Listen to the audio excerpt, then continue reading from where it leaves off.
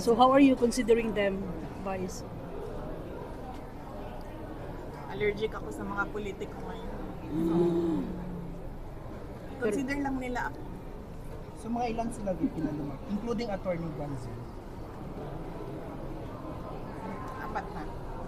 VP, sabi ni saya pa ba? Manimaan ka tin sa tong mga ni traidor sa inyo. Dili ka mo daw. Dili.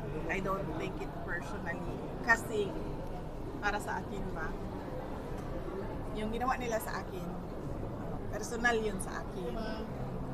So, bilang isang politician, natural na ganun ang gagawin sa iyo.